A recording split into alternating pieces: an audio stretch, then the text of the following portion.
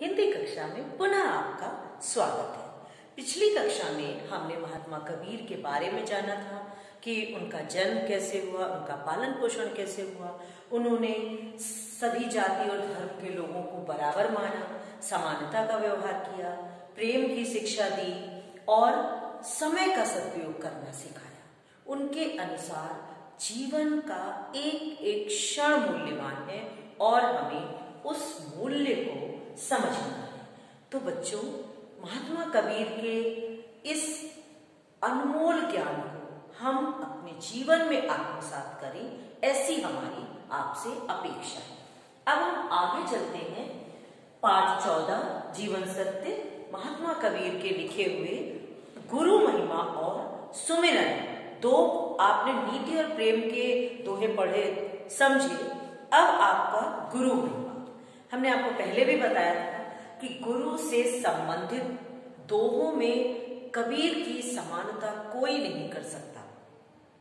कबीर ने गुरु को ईश्वर से भी श्रेष्ठ माना। गुरु के माध्यम से ईश्वर प्राप्ति संभव है। ऐसा उन्होंने क्यों कहा? आपने उनका दोहा पढ़ा है, समझा। गुरु गोविंदो खड़े काके लागो पाओ, बलिहारी गुरु आपनो गोविंदियो बताए। ईश्वर ने खुद ये संकेत किया कि जब तक गुरु तुम्हें मुझ तक पहुंचने का मार्ग नहीं बताएगा, तब तक तुम मुझे नहीं पा सकते।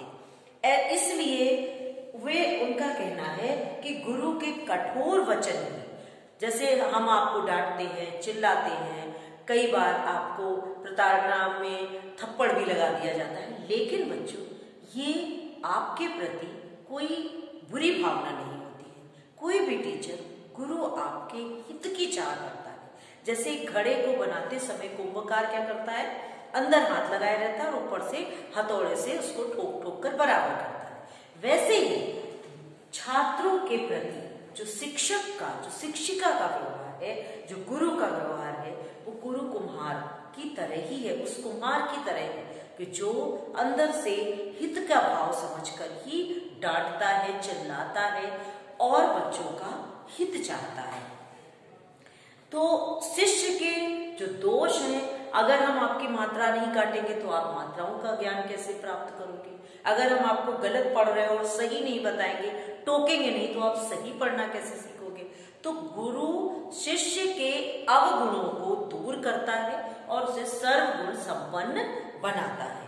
उसके गुणों का बखान मनुष्य नहीं कर सकता। अगर गुरु ने बच्चों को तराशा नहीं होता तो बच्चों के अवगुण दोष कैसे दूर होते? आपको पहले एक घटना सुनाई थी, कहानी सुनाई थी कि हमारे माता पिता और हमारे गुरु हमेशा हमारे हित की बात सोचते हैं। अगर वो बात बात पे करते, बेटा ऐसा कर लो, बेटा वैसा कर लो, तो हमें बुरा नहीं मानना चाहिए। एक बच्चा, एक कलाकार का बच्चा, एक मूर्तिकार का छोटा बच्चा क्या करता है? मूर्ति देखता है अपने पिता को बनाते हुए और खुद मूर्तियां बनाने लगता है। तो छोटा बच्चा रहता है, छोटे से वो बड़ा हो जाता है, बहुत सुंदर मूर्ति बनाता है। उसकी मूर्ति रखी जाती है और उसके पिता की मूर्ति रखी जाती है बेचने के लिए। तो उस बच्चे की मूर्ति का मूल्य अधिक होता है अपने पिता से। क्यों? क्योंकि उसने पिता से बहुत कुछ सीखा। पिता जो अपने पिता से सीखे थे वो अनुभव बांट रहे थे, पर उस बच्चे ने उसमें अपना भी जोड़ा और साथ में पिता का पूरा अनुभव समेटा। स्वाभाविक है, पिता की मूर्ति 10 रुपए की बिकी तो उसकी 20 रुपए की बिकी। अब क्या हुआ? पिता ने उसको बताना शुरू किया कि बेटा इसमें ये ऐसा कर लेना, ऐसा कर लेना, ये ऐसे कर लेना। होता है ना, माता पिता आप कितना भी अच्छा काम करो, आप कहते हो कभी बड़ाई नहीं करते। वो ये चाहते हैं कि आप और श्रेष्ठ और श्रेष्ठ। यही गुरु का होता है। कई बार आप अच्छा रिजल्ट लाते हो और हम लोग कहते नहीं बेटा तुम 98% भी ला सकते थे। होता है, हम लोग की अपेक्षा आपसे क्यों बढ़ जाती है? क्योंकि हमको ऐसा लगता है कि आप और अच्छा कर लोगे। वही वहां हुआ।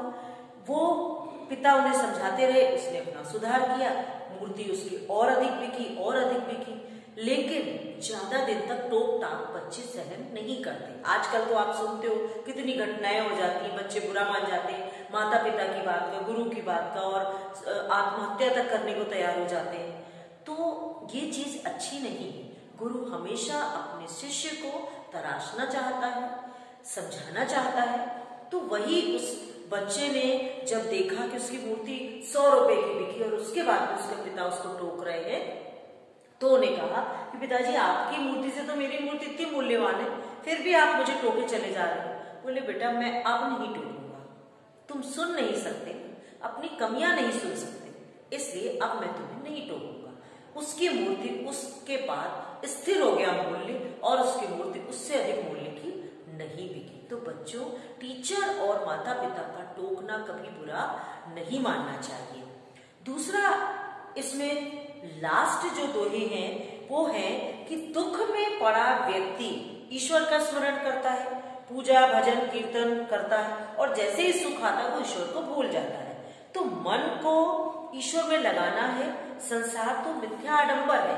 कबीरदास जी का कहना है कि दुख में सुमिरन सब करे, सुख में करे न कोय, और जो सुख में सुमिरन करे दुख काहे को।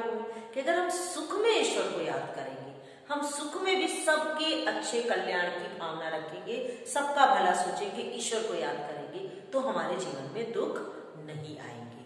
तो बच्चों, महात्मा कबीर के इन अनमोल वचन, ये जीवन रूपी सत्य को आपने समझा और जाना कि उन्होंने समाज में जो भी समस्याएं ज्वलंत थी, उन समस्याओं को अपना आधार बनाकर ही साहित्य सृजन किया, जिसको आप पढ़कर बहुत कुछ सीख सकते हो। एक एक दोहा इतना गूढ़ अर्थ से परिपूर्ण है कि आप उसको जितना चाहो उतना विस्तार से समझ सकते हो, सीख सकते हो।